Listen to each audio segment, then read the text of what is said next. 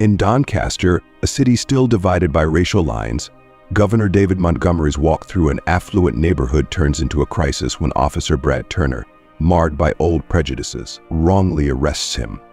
What begins as a routine patrol devolves into a scandal that exposes deep-seated racial biases and calls for systemic change.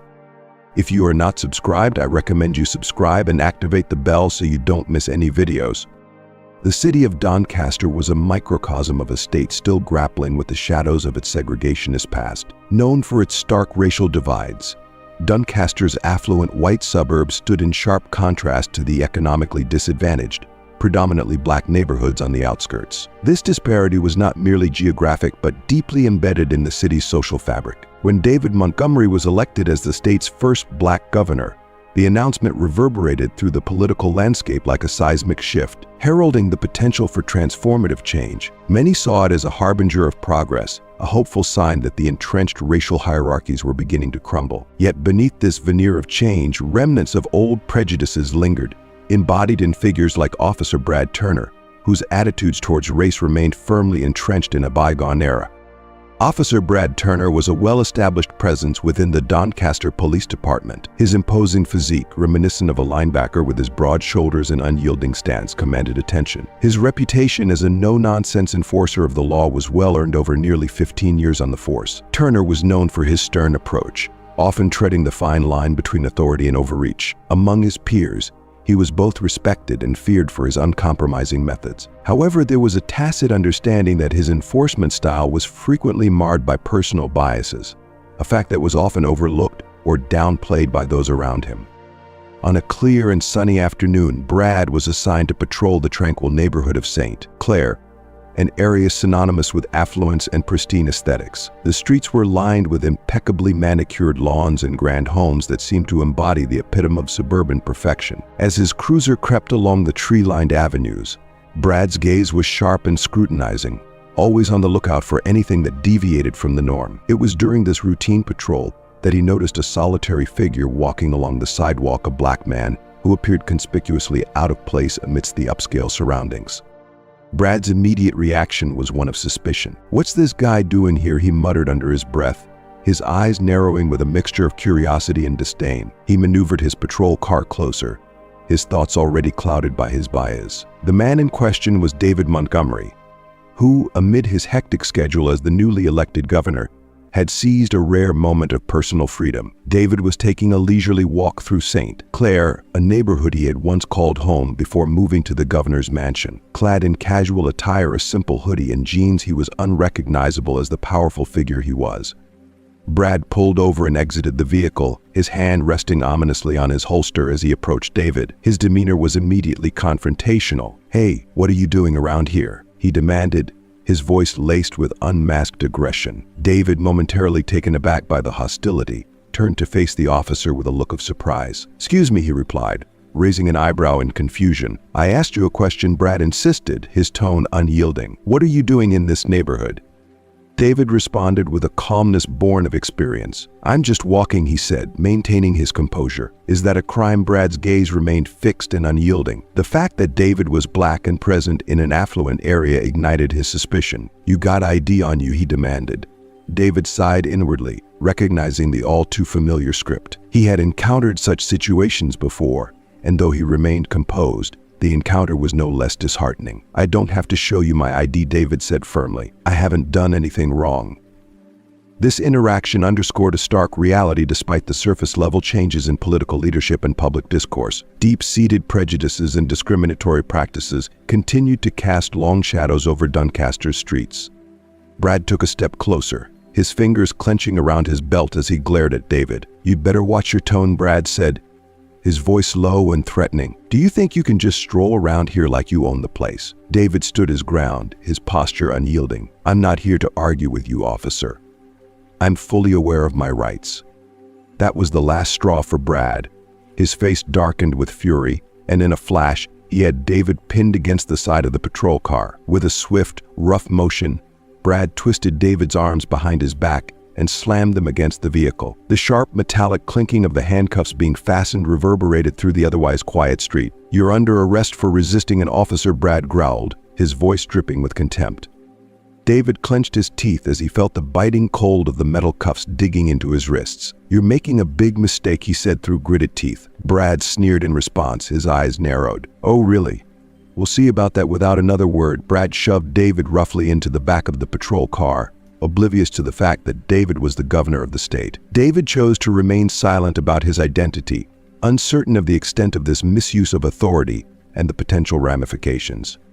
The booking process at the police station was a grim reminder of his helplessness. Brad swaggered through the precinct, dragging David behind him with a sense of triumph. He pushed David toward a holding cell with a dismissive shove, barely sparing him a second glance. The other officers, accustomed to Brad's routine of bringing in suspects, especially those of color, offered little reaction. To them, it was just another day. If you are still watching this video and find these stories useful, please comment number 1 below to let me know that you are still watching this video with me. Thank you for your valuable time. Inside the cell, David sat on the cold, hard metal bench, his mind racing furiously. He knew he could easily call for help. One phone call could have him released in minutes. But he hesitated, wanting to observe the full extent of the corruption and abuse of power. He was determined to see just how deep this issue ran.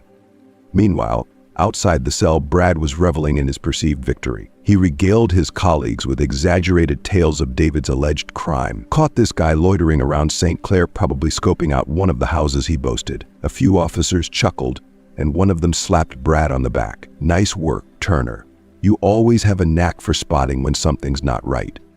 As the hours dragged on, concern about David's whereabouts began to mount. His staff, unable to reach him, grew increasingly frantic. His security detail, who had been off duty, was swiftly alerted, and Clara Bennett, the governor's chief of staff, was soon making urgent phone calls to piece together the puzzle. It didn't take long for the gravity of the situation to become apparent. By the time Clara arrived at the police station, the incident had escalated into a full-blown crisis. Clara stormed into the precinct, her heels echoing sharply on the tile floor. Her face was set in a mask of determination and anger. "Where is he?" she demanded, her voice cutting through the precinct's hum of activity. The desk sergeant looked up, clearly startled. "Who are you looking for?" "Governor Montgomery," Clara snapped, her patience fraying. "He's been arrested, and I want him released immediately." The sergeant's eyes widened in shock. "The governor," he stammered. Clara didn't wait for a response. She marched past the desk, heading straight for the holding area where Brad was lounging, blissfully unaware of the storm that was about to engulf him. "Officer Turner," Clara said sharply, her voice ice cold with fury. "Release him immediately." Brad Turner looked up, his brow furrowed in confusion. "Who are you?" he asked, clearly bewildered. "I'm the governor's chief of staff," Clara responded, her words dripping with disdain. "You've just detained the governor of this state." Her tone was venomous, her gaze unwavering. Brad's face went ashen, his shock evident. "What?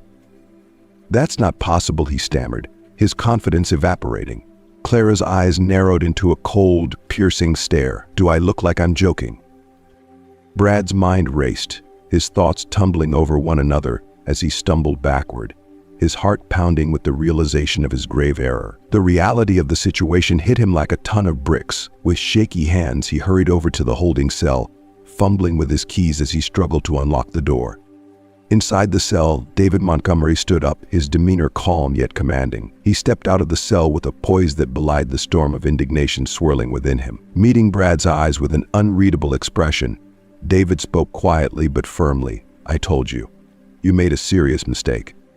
Brad, now completely unnerved, stuttered, "Governor, I didn't know." David's response was a silent, deliberate stride past him, heading straight for the exit with Clara at his side. As they left the police station, the enormity of the situation began to sink in for Brad. What had started as a case of racial profiling had escalated into a profound abuse of power, and it was now out in the open for all to witness. By the following morning, the media frenzy had erupted. Headlines blared about the wrongful arrest of Governor David Montgomery, and video footage of his degrading treatment was spreading rapidly across social media platforms. Protesters had gathered outside the police station, their chants echoing demands for justice. It wasn't long before the clamor for Brad Turner's suspension began to swell, his name becoming synonymous with a high-profile scandal. At home, Brad sat in stunned silence, staring at the television as the coverage unfolded. His wife, Jessica, stood in the doorway, her arms crossed tightly over her chest. Her eyes were filled with a mix of anger and disillusionment. "What were you thinking?" she demanded, her voice a harsh whisper. Brad had no answer. He continued to watch the screen, helplessly witnessing the destruction of his career and personal life. "You know what this means, right?" Jessica continued, her voice sharp with concern. "They're going to come after you. You're going to lose everything." Brad finally turned to face her, his voice barely audible. "I didn't know." Jessica shook her head in frustration. "That's exactly the problem," she said. "You never know. You're blind to the consequences of your actions because of your prejudices." With that, she turned and walked away, leaving Brad to grapple with the crushing weight of his mistakes. The calls for Brad's resignation grew louder and more insistent, and the media coverage showed no signs of letting up. Once regarded as a no-nonsense enforcer of the law, Brad was now seen as the emblem of racial injustice. However, the issue went beyond Brad's failings. It exposed a systemic problem that had allowed him to operate unchecked for far too long. Meanwhile, at the governor's mansion, David Montgomery sat in his office, encircled by his closest advisors. His phone buzzed incessantly with calls from politicians, journalists, and community leaders, all vying for his attention. David rubbed his temples in frustration, the enormity of the situation pressing down on him. "This is a nightmare," he muttered, glancing at Clara, who was seated across from him, her expression reflecting both determination and exhaustion. "It's not merely an opportunity, it's a profound responsibility," Clara corrected him with unwavering resolve, her voice resonating with the weight of her words. "This situation transcends your struggles and reflects a systemic failure that allowed this chaos to unfold. You must seize control of the narrative now before it spirals further out of control and causes even more irreversible damage." David's shoulders slumped, a deep sigh escaping him as frustration and resignation intertwined in his demeanor. "I didn't ask for this. I never wanted to become a symbol or a figurehead for anything." Clara's gaze was unyielding as she leaned in, her eyes blazing with intensity. "But whether you desired it or not, you've been thrust into this role. This is your moment to drive substantial change and make a real difference. You can't afford to squander this chance. Not when so much is riding on it." Before David could formulate a response, his phone rang again, the screen flashing with his wife Lila's name. He hesitated, a fleeting moment of hesitation before he answered, the enormity of the situation pressing heavily on him. "Hey," David said softly, his voice betraying the strain he felt, each word weighed down by the burdens of the day. "David, are you okay?" Lila's voice crackled with concern, her words echoing the anxiety that had been building as she followed the unfolding crisis. "I've been glued to the news, and this whole situation feels overwhelming." "I'm managing," David replied, though his voice quivered under the weight of his emotions. There's so much to process. It's all incredibly overwhelming." "I know it's tough," Lila said gently, her tone a soothing balm amidst his turmoil. "But you're a strong person. You've faced difficult challenges before. You can get through this." David closed his eyes, his mind drifting back to a painful chapter from his past. Years earlier, a corruption scandal involving one of his childhood friends had cast a dark shadow over his political career. Though he had managed to distance himself from the scandal's fallout, the emotional scars from that period still lingered, a painful reminder of the personal cost of political strife. "Yeah," David said quietly, "but this feels different. It's not the same." Lila paused, her voice taking on a cautionary tone. "You need to be vigilant. Some people will try to exploit this situation for their own gain. Don't let them take advantage of you." "I won't," David assured her, his voice firm, despite the turmoil within. "I'll handle it. I promise." If you are still watching this video and find these stories useful, please comment number 2 below to let me know that you are still watching this video with me. Thank you for your valuable time. After ending the call, David sank into a sea of silence, his thoughts racing as he struggled to find a path forward. Clara's admonition lingered in his mind. He needed to get ahead of the situation. But the show was a question that seemed insurmountable. His mind was a whirlwind of strategy and uncertainty, each thought clouded by the enormity of the challenges ahead. Meanwhile, Brad's world was unraveling. The Doncaster Police Department had placed him on administrative leave, and the media had set up a relentless vigil outside his home, their flashing cameras and probing questions creating constant pressure. His wife, Jessica, had retreated into silence, their communication reduced to cold, strained interactions. His children, bewildered and frightened, had begun to ask questions he was too ashamed and uncertain to answer. One evening, as Brad sat alone in his dimly lit living room, the silence was a heavy shroud that seemed to suffocate him. The knock on the door was a jarring interruption to his brooding. He opened the door to find his uncle, Richard Turner, standing on the porch. Richard, a powerful but shadowy figure in the community, was also a prominent member of a local white supremacist group, a fact known only to a select few and shrouded in secrecy. "Brad," Richard said as he stepped into the house, his voice heavy with gravity, "we need to have a serious discussion." Brad closed the door behind his uncle and led him into the kitchen, his mood one of palpable despair. "I didn't ask for your help," he muttered, his words laced with a deep sense of defeat. Richard's expression darkened with a grim amusement. "You didn't need to ask. I'm fully aware of what's happening, and if you think for a moment that the department or the city will provide the protection you need, you're sorely mistaken." Brad sank into a chair, his posture slumped, and ran a hand through his disheveled hair, the weight of his mistakes evident in every line of his face. "I made a mistake, Uncle Richard. I didn't know who he was." Richard's eyes narrowed, his voice carrying a chilling edge of resolve. "Mistake or not, this is where we find ourselves. And now you need to understand that we're the only ones who can help you navigate this treacherous landscape. The stakes are high, and the consequences could be severe." Richard's tone was resolute. "It doesn't matter who he is. What matters is that you're part of the Turner family. We look after our own. There are people within the department who owe me favors, and I'm going to ensure that they're used to your advantage." Brad looked up, a glimmer of hope in his eyes. "What exactly are you suggesting?" "I'm suggesting that we're going to make this problem disappear," Richard replied, his voice steady and commanding. "But you need to stay out of the limelight. Let me take care of everything." Brad nodded slowly, a wave of relief washing over him. Perhaps there was still a chance to navigate his way out of this predicament. At the same time, tensions were mounting within the Doncaster Police Department, reaching a boiling point. Chief Marcus Evans found himself under extraordinary pressure as the scandal surrounding the department grew more intense. Protesters filled the streets, their chants echoing through the city, demanding immediate action and accountability. Political leaders, sensing an opportunity to address systemic issues, were calling for a thorough and independent investigation into the department's practices, further escalating the situation. In a high-stakes private meeting with his top officers, Marcus stood at the head of a long conference table, his usually composed demeanor replaced by a look of grim determination. "We have a serious problem on our hands," Marcus began, his voice steady but laden with concern. "The public outcry is immense, and the arrest of Officer Turner has thrust our department into the spotlight attention we can ill afford." Lieutenant Harris, a seasoned officer known for his straightforward approach, crossed his arms and leaned back in his chair, a skeptical look on his face. "Turner is a good cop," Harris said firmly. "Yes, he made a mistake, but that doesn't mean we should just throw him to the wolves." "This isn't just about Turner," Marcus countered sharply. "This situation concerns the entire department. If we don't manage this with extreme caution, we risk federal investigators scrutinizing every aspect of our operations, something none of us wants."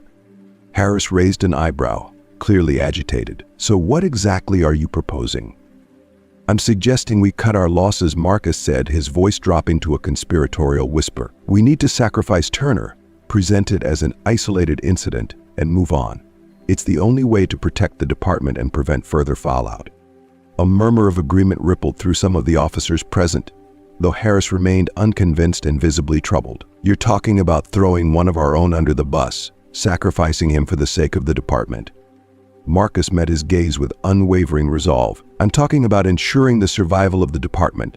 If we don't act decisively, this situation could escalate beyond control, and I refuse to let this department be destroyed by this scandal."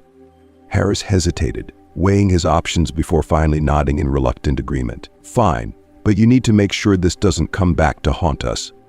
As the meeting concluded, Marcus retreated to the solitude of his office, his mind racing with the potential consequences. Having spent years managing and at times concealing incidents of police misconduct, Marcus was acutely aware of the risks involved. If the investigation went too deep, it could unearth a history of problematic practices within the department. He needed to act swiftly to ensure that didn't happen. Picking up the phone, he dialed a number and waited for the connection. When the voice on the other end answered, Marcus spoke in a low, urgent tone. "We need to talk." In the courtroom, the atmosphere was electric, charged with anticipation and tension. Co-reporters, activists, and community members packed every available seat, eager to witness the trial of Officer Brad Turner. The room was divided, reflecting the broader societal split. On one side, protesters brandished signs demanding justice for Governor Montgomery, their voices raised in collective demand for accountability. On the other side, Turner's supporters, primarily white residents of St. Clair, rallied behind him, adamant that the officer had been unfairly targeted. The stark contrast between the two groups highlighted the deep-seated divisions and the high stakes of the trial. Brad sat at the defense table, his demeanor reflecting a deep sense of anxiety and weariness. His face was pale and drawn, highlighting the gravity of the situation he was embroiled in. He cast frequent, uneasy glances toward his attorney, a renowned high-profile lawyer named Tom Holloway, whom his wealthy uncle Richard had hired for this crucial defense. Holloway was well known for his skill in defending police officers caught up in high-stakes cases, and Brad clung to the hope that Holloway's reputation for turning the tide in such circumstances could work in his favor here as well. Across the room, David Montgomery was seated with his legal team, his posture calm and collected, though his eyes betrayed an underlying storm of frustration. The ordeal of the arrest had been not only humiliating but a severe blow to his dignity. Montgomery was resolute in his determination to see justice done not just for his own sake but for everyone who had suffered due to systemic failures and injustices. If you are still watching this video and find these stories useful, please comment number 3 below to let me know that you are still watching this video with me. Thank you for your valuable time. As the judge entered the courtroom, the trial commenced with a palpable sense of tension in the air. The prosecution moved swiftly to present their case, beginning with a series of video footage clips that captured the harrowing moments of David Montgomery's arrest. The footage vividly displayed the moment Brad slammed Montgomery against the patrol car and proceeded to handcuff him. The courtroom fell into a profound silence as the footage played, with the stark sound of the handcuffs clicking resonating ominously throughout the room. Elaine Foster, the prosecutor, a sharp and tenacious woman known for her unyielding pursuit of justice, addressed the jury. Ladies and gentlemen, what you are about to witness is the stark reality of unchecked racism within our police force. This case is not merely about one officer's misconduct. It represents a broader culture of prejudice and abuse that has been allowed to persist unchecked for far too long. In response, Brad's attorney, Tom Holloway, rose to deliver his opening statement. Esteemed members of the jury, what we are witnessing is an over-hasty rush to judgment. Officer Turner was fulfilling his duties. While he may have made a mistake, it does not equate to racism. He was unaware of the identity of the individual he arrested and acted based on the information available to him at the time. As the trial unfolded, a series of witnesses took the stand. Some spoke in favor of Brad, portraying him as a dedicated officer who had always adhered to protocol. Conversely, others provided a starkly contrasting narrative. Malik, a young activist who had witnessed the arrest firsthand, took the stand and delivered a powerful testimony. I was present during the arrest, Malik stated firmly, his voice unwavering. What I observed was Officer Turner's disregard for Governor Montgomery's identity. To him, Montgomery was just another black man in an affluent neighborhood, and that alone seemed to be justification for his actions. The defense team attempted to undermine Malik's credibility, insinuating that he harbored a personal bias against law enforcement. Nevertheless, Malik remained resolute, undeterred by the attempts to discredit him. As the trial continued, the atmosphere in the courtroom grew increasingly tense. Outside, demonstrators clashed with police, and media outlets reported on every twist and turn of the proceedings. The entire city seemed to be on edge, holding its collective breath as the trial unfolded. The most dramatic moment came when Jessica Turner, Brad's estranged wife, was called to testify. Subpoenaed by the prosecution, her testimony was anticipated to be pivotal to the case. As Jessica took the stand, the room fell into a hush. She glanced briefly at Brad, her face inscrutable, before shifting her gaze to the jury. "I didn't want to be here," Jessica began, her voice tinged with a mix of reluctance and resolve. Jessica began, her voice initially quiet but gaining strength with each word, "But I can't stay silent any longer." As she spoke, Brad's face went pale, the realization of what was about to unfold hitting him like a ton of bricks. Jessica continued, her tone unwavering. "For years, I've been aware of my husband's deeply ingrained prejudices. He has always harbored animosity towards those who don't look like him. This isn't an isolated issue, it runs deeper. His family, particularly his uncle Richard Turner, is involved in a white supremacist organization. Brad has been under their influence for as long as I've known him." A collective gasp rippled through the courtroom as the shocking revelation sunk in. Brad's attorney, reacting swiftly, objected, but the harm was already done. Jessica's testimony had pivoted the trial, casting a harsh spotlight on Brad's affiliations with a racist ideology. With each passing moment, it became increasingly clear that Brad's chances of escaping the consequences were slipping away. The jury's perception was irrevocably tainted by the overwhelming evidence of his connections to a white supremacist group, eradicating any remnants of sympathy they might have had. Simultaneously, David Montgomery's political career faced a critical juncture. The media had unearthed past allegations of corruption, and his political adversaries, notably Senator Arthur Delgado, seized the opportunity to undermine him. But David, refusing to succumb to the mounting pressure, was determined to fight back. He had spent years meticulously constructing his career and was resolute in not letting his detractors bring him down. In a high-stakes press conference, David addressed the allegations directly, candidly acknowledging his past mistakes but pledging to persist in his pursuit of justice. "I refuse to let this moment define my entire legacy," David declared, standing resolutely before a sea of supporters. "I have erred, yes, but I have also grown from those errors. I will not permit the forces of hate and division to fracture our community. We must unite as one and demand greater accountability from our leaders, our law enforcement, and from ourselves." David's impassioned speech struck a chord with many, and despite the relentless attempts to discredit him, his approval ratings began to recover. He had skillfully transformed a moment of personal disgrace into a powerful call for change. As the jury reached the end of their deliberations, they were prepared to render their verdict. Brad sat at the defense table, his hands visibly shaking, his entire future hanging in precarious balance. He stole a glance at his uncle Richard, who sat in the gallery with a stoic, unreadable expression. Across the room, Jessica sat with a resolute demeanor, her presence a testament to her unwavering commitment to confronting the truth. If you are still watching this video and find these stories useful, please comment number 4 below to let me know that you are still watching this video with me. Thank you for your valuable time. The judge entered the courtroom with a gravity that seemed to weigh down the very air in the room. As he took his seat, the jury filed in with measured steps, their faces a mosaic of steely resolve and muted anxiety. The foreman, holding a piece of paper that would decide Brad Turner's fate, moved deliberately to the stand. Every eye was fixed on him, the tension almost palpable. The judge, with a voice that cut through the silence like a knife, asked, "Has the jury reached a verdict?" "We have, Your Honor," the foreman replied, his voice steady but carrying the weight of the moment. The courtroom held its breath as the foreman unfolded the paper and began to read the verdict. Each word seemed to reverberate through the hushed space.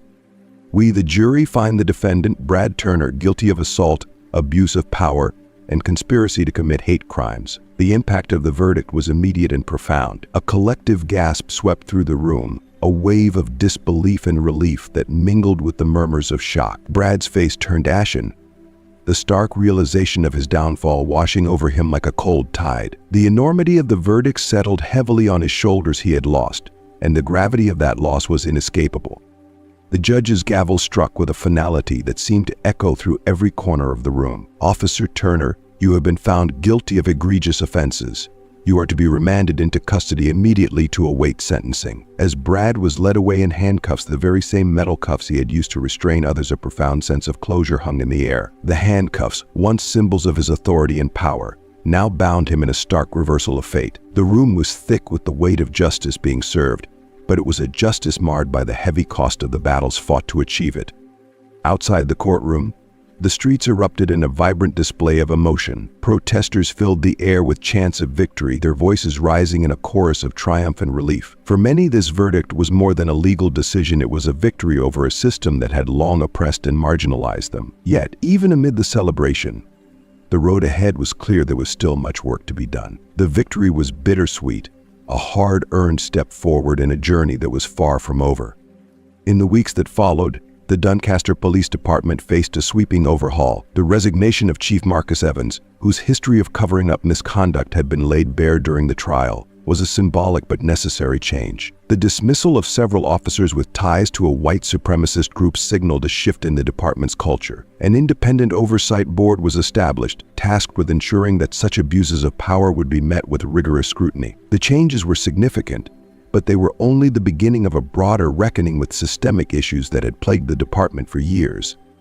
David Montgomery, having emerged from the trial with newfound resolve, threw himself into reform efforts with unwavering determination. Leveraging his political influence, he championed policies designed to curb police brutality, enhance accountability, and address the racial disparities in law enforcement. His victory over Senator Arthur Delgado, whose own corruption scandal had tainted his reputation, marked a decisive turning point. David's triumph was not just a personal victory but a significant blow to those who had sought to undermine justice. Through the trials and tribulations, David emerged as a symbol of resilience and change, his resolve only strengthened by the adversity he faced.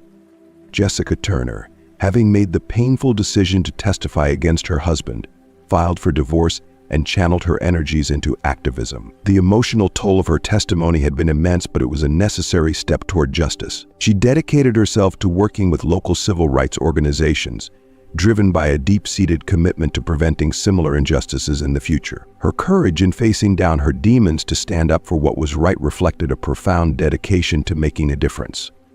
Malik, the young activist whose video footage had played a crucial role in the trial, saw his grassroots organization gain prominence. His voice became a powerful advocate for racial justice, his efforts resonating far beyond the confines of Doncaster. Malik's commitment to systemic change was unwavering, and his rise in the activist community was a testament to the impact of his work.